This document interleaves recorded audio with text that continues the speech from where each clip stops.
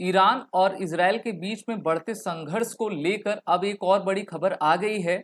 Iran के द्वारा 17 भारतीयों को पकड़ लिया गया है।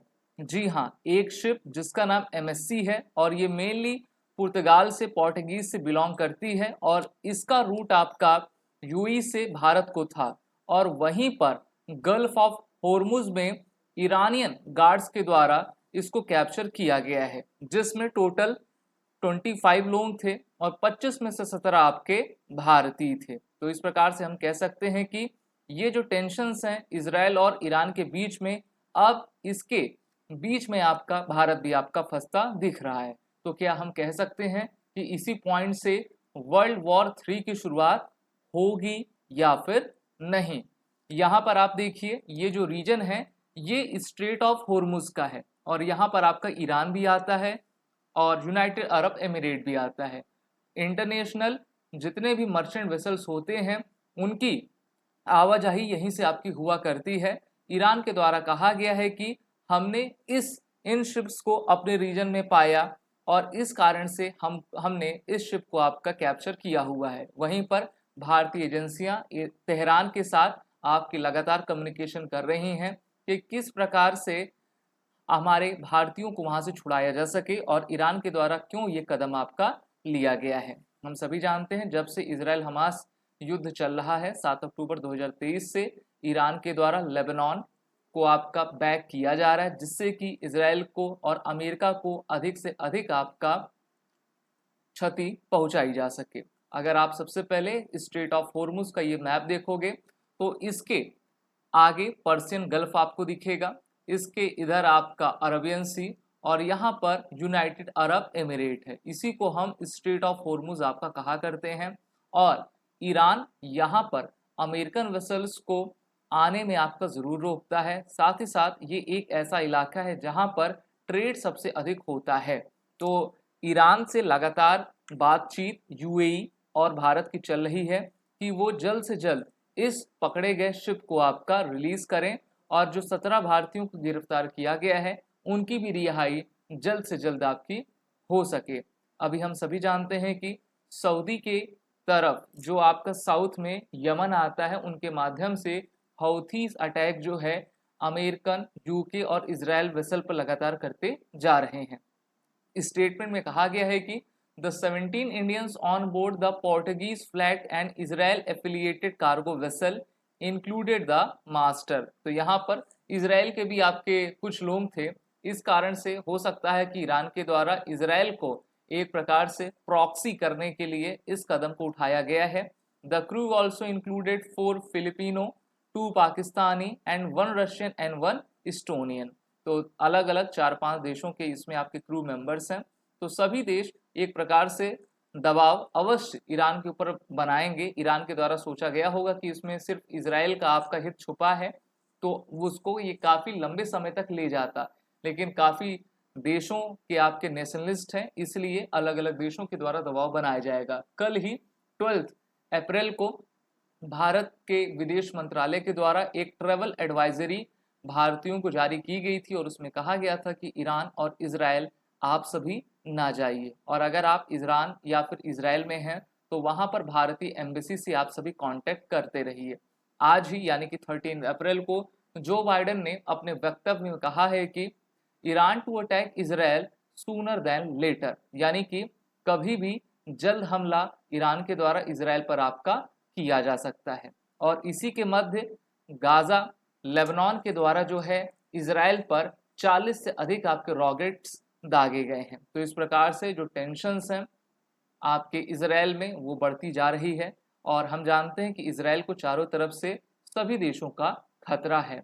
Rocket fire Lebanon, Syria, Lebanon की तरफ से जो है इजराइल में आपका करता जा रहा है।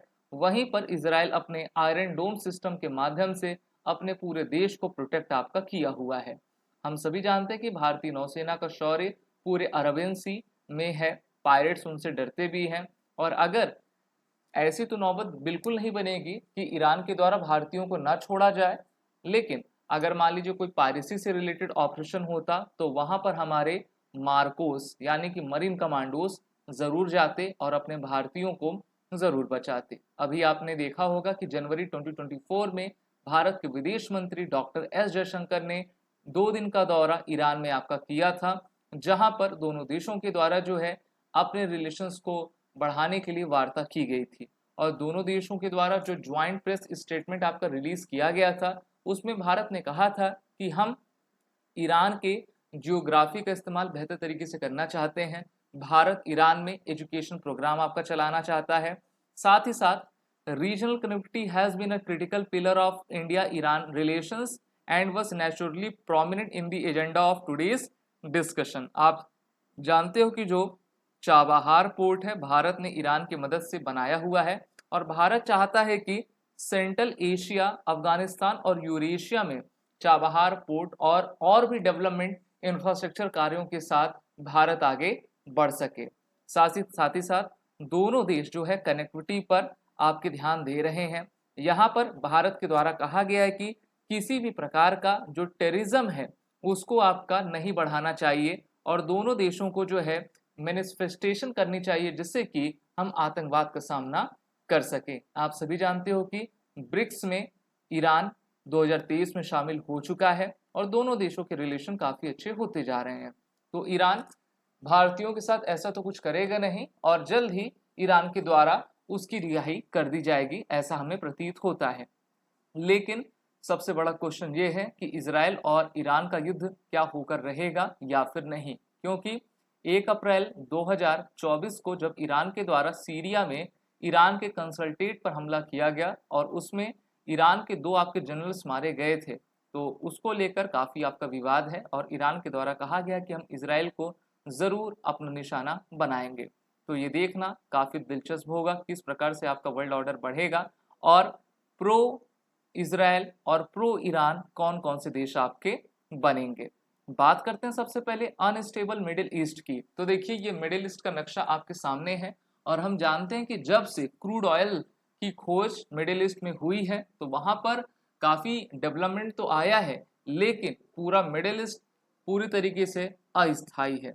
यहाँ पर मेनली टर्की जो है कार आपका एक्सपोर्ट करता है, Syria olive oil, Iraq oil, Saudi Arabia oil, Kuwait, Bahrain, Qatar, Oman, यहाँ पर आपका ये जो रीजन है इसको ब्लैक रीजन कहा जाता है, क्योंकि यहाँ पर आपका ऑयल सबसे अधिक प्रोड्यूस हुआ करता है। और इस खित्ते में सबसे बड़ा देश आपका ईरान है, और हम कह सकते हैं कि the sword in the stone, endless war, ये वॉर चलती जा रही है क्योंकि इसमें मेनली वेस्टर्न कंट्रीज का आपका हित देखा जाता है। अगर हम बात करते हैं ईरान की, तो ईरान चाहता है कि वो अपने न्यूक्लियर प्रोग्राम को आपका आगे बढ़ाए, जिस पर अमेरिका के द्वारा आपका सैंक्शंस लगाया गया हुआ है। इराक जो है आइसिस से घिरा हुआ है, एक प्रकार से यही आइसिस को आपका बढ़ाने वाले देश हैं।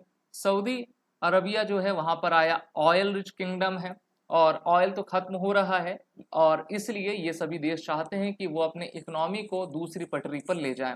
आपको याद होगा पिछले साल 2023 में नेतन्याहू के द्वारा न्यू मिडिल ईस्ट का नक्शा दिखाया गया था जिसमें से फिलिस्तीन गायब था। तो हम कह सकते हैं कि किस तरीके से आपका युद्ध की परिकल्पना की जा सकती है, और इजराइल और ईरान के बीच में क्या संघर्ष आगे बढ़ेगा ये हम देखेंगे। अगर आपको वीडियो अच्छी लगी है तो आप लाइक शेयर जरूर करिए, साथ ही साथ फैक्ट क्लिकर के इस चैनल को सब्सक्राइब कर दें।